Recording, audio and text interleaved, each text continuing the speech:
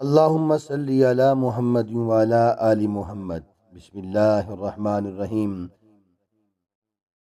عن ابی ہریرہ رضی اللہ تعالی عنہ ان النبی صلی اللہ علیہ وسلم قال من کان یؤمن باللہ والیوم الآخر فلیکرم ضیفہ ومن کان یؤمن باللہ والیوم الآخر فلیصل رحمہ ومن کان یؤمن باللہ والیوم الآخر فلیقل خیرا او لیصمت، متفق علیہ۔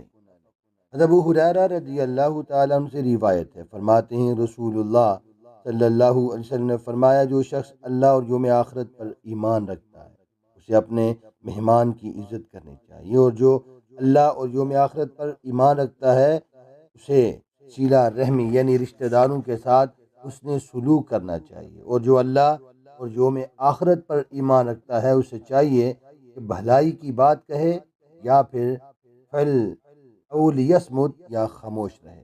اسے بخاری اور مسلم نے روایت کیا ہے۔ مہمان کی عزت کرنے کا مطلب اس حدیث میں یہ ہے کہ خندہ پیشانی سے اس کا استقبال کرے، حسب استطاعت خوش دلی سے اس مہمان کی مہمان نوازی کرے اور اس کے آرام و راحت کا خیال رکھے۔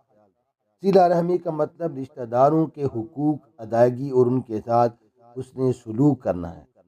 گفتگو کم کرنے کا مطلب ہے کہ بے فائدہ اور فضول باتوں سے گریز کرے، زبان کو ذکر الہی، توبہ استغفار اور کلمہ خیر کے لیے وقف رکھے، یا پھر زیادہ خاموش رہے۔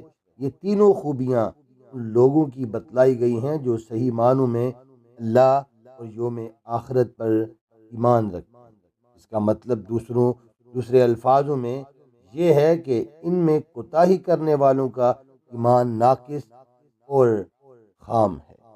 یہ حدیث ہے تو چھوٹی سی، لیکن ہمیں بہت بڑا ایک سوال دے گئی ہے۔ سوچنا پڑے گا کیا یہ خوبیاں جو رسول اللہ صلی اللہ علیہ وسلم نے بتائی ہیں کیا ہمارے اندر ہے؟